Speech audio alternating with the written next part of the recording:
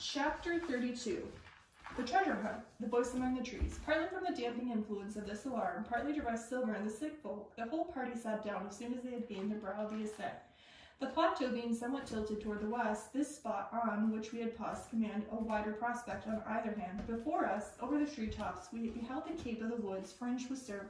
Behind, we not only looked down upon the anchorage and the skeleton island, but saw clear across the Spirit and eastern lowlands a great field of open sea upon us to the east. Sheer above us rose the spyglass, here dotted with single pines, there black with precipices. There was no sound but the distant breakers mounting from the round, and the chirp of the countless insects in the brush. Not a man, not a sail upon the sea.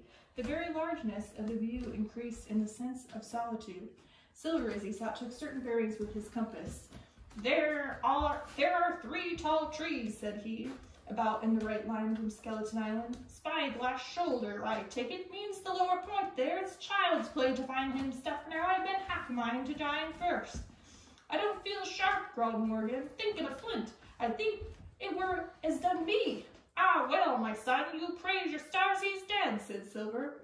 He were the ugly devil, cried a third pirate with a shudder.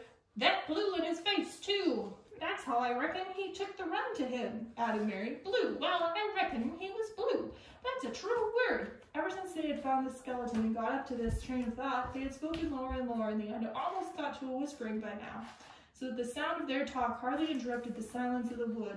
All of a sudden, on the middle of the trees in front of us, a thin, high, trembling voice struck up a well-known air and words.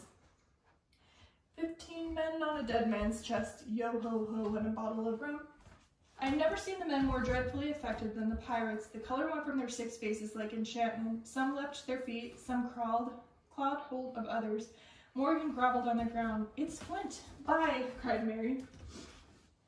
The song had stopped as suddenly as it began, broken off. You would have said that in the middle of a note, as though someone had laid his hand upon the singer's mouth. Coming so far, the clear, sunny atmosphere among the green treetops, I thought it had sounded airily and sweetly of the effect of the companions there was the stranger. Come, said Silver, struggling with his ashen lips to get the word out. This will do. Stand by to go about. This is the rum start, and I can't name the voice, but it's someone skylarking, someone that's flesh and blood, and you may lay to that. His courage had come back as he spoke, and some of the color in his face along with it. Already the others had begun to lend an ear to this encouragement and were coming a little to themselves when the same voice broke out again, not this time singing, but in a faint, distant hail that echoed yet faintly among the clefts of the spyglass.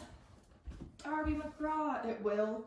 For that was the word that best describes the sound. Darby McGraw, again and again and again, then rising a little higher, and with an oath that I leave out, fetch aft the rum, Darby.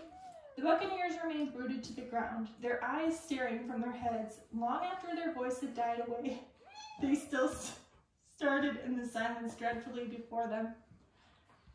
That fixes it, grasped one. Let's go. They were his last words, moaned Morgan. His last words above board. Dick had his Bible out and was praying volubly. He had been well brought up before he had come to sea. It fell among his bad companions. Still, Silver was unconquered. I could hear his teeth rattle in his head, but he had not yet surrendered. Nobody in this here island ever heard of Darby, he muttered. Not one but us let's hear. And then, making great effort, shipmates, he cried, I'm here to get that stuff, and I'll not be beat by man or devil. I never was feared in Flint his life, and by the powers I'll face him dead. There's 700,000 pound, not a quarter of a mile from here. When did ever a gentleman of fortune show his stern to that much dollars for the boozy old seaman with a blue mog and him dead too? But there was no sign of raw-shaking courage to his followers, rather indeed the growing terror of the irreverence of his words. Blear there, John, cried Mary. Don't you cross the spear? And the rest were all too terrified to reply to. They would have run away severally had they dared, but fear kept them together and kept them close by John, as if daring helped them. He, on his part, had a pretty well fought in his weakness spirit. Spirit? Well, maybe, he said. But there's one thing not clear to me. That's an echo. Now, no man ever has serpent with a shadow. Well then, what's he doing with an echo to him? I should like to know. That ain't natural, surely. This argument seemed weak enough to me, but you can never tell what will affect the superstitious, and to my wonder, George Murray was greatly relieved. Well, that's so, he said. You've had it upon your shoulders, John, and no mistake about shipmates.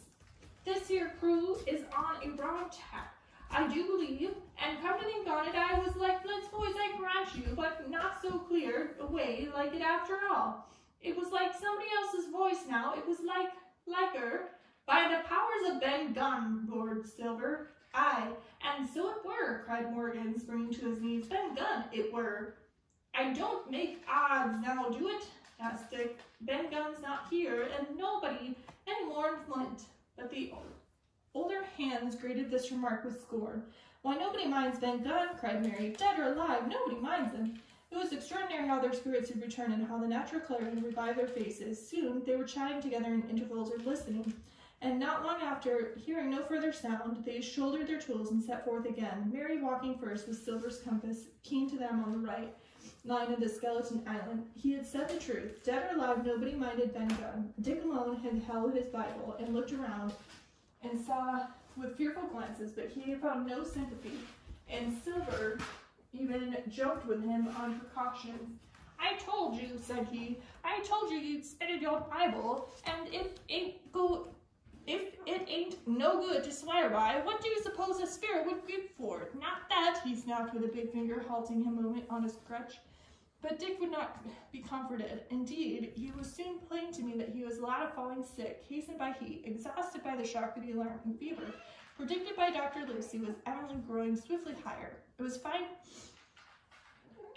open walking here upon the summit. Our way lay a little downhill, for, as I have said, the plateau tilted toward the west. The pines, great and small, grew wide apart, and even between the clumps of nutmeg and azalea, wide open spaces baked in hot sunshine, striking, as we did, pretty near north, west across the island we drew, and on one hand, even near under the shoulders of the spyglass, and on the other looked even wider, over the western bay, where I had once tossed and tumbled on a coracle.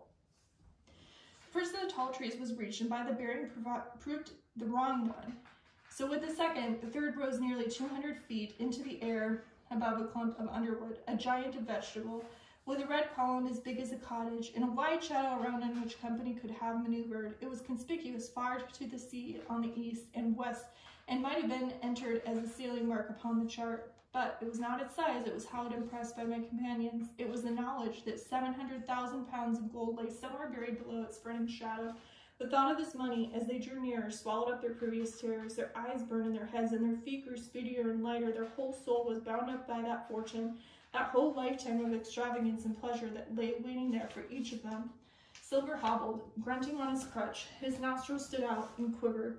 He cursed like a madman when the flies settled on his hot, shiny countenance. He plucked furiously at the line and held me to him, and from time to time turned his eyes upon me in a deadly look. Certainly, he took no pains to hide his thoughts, and certainly I read them like print. In immediate nearness of the gold, all else had been forgotten. His promise and the doctor's warning were both things of the past, and I could not doubt that he had hoped to seize up the treasure, find and board the Hispaniola under the cover of night, cut every honest throat about it in that island, and sail away as if he had first intended laden with crimes and riches. Shaken as I was with these alarms, it was hard for me not to keep up with rapid pace of treasure hunters. Now and again I stumbled in, and then Silver plucked so roughly with the rope and launched me with his murderous glances. Dick, who had dropped behind us and now brought up the rear and was babbling to himself both prayers and curses, and his fever kept rising. This also added to my wretchedness, and to crown it all, I was haunted by the thought that the tragedy that had once been acted on this plateau, when that ungodly buccaneer with the blue face who had died at Savannah, singing and shouting and drinking, had there with his own hand cut down his 6 accomplices. This grove that was now so peaceful must have rung with cries, I thought, and even with that I thought I could not believe I heard it ringing still. We were now at the margin of the thicket. "Huzza, mates, all together!" shouted Mary as the forest broke into a run. And suddenly, not 10 yards further, we beheld a stomp, and a low cry arose. Silver doubled his pace, digging away with the foot of his crutch like one possessed. The next moment, he and I had come to a dead halt. Before us was an excavation, not very recent, for the sides had fallen, and the grass had sprouted on the bottom. In this, where the shaft of a pick broken and 2 of the boards, several packing cases strewn around. On one of those boards, I saw branded with a hot iron the name Walrus, the name of Flint's ship. All was cleared to probation. The cash had been found and rifted, and 700,000 pounds were gone.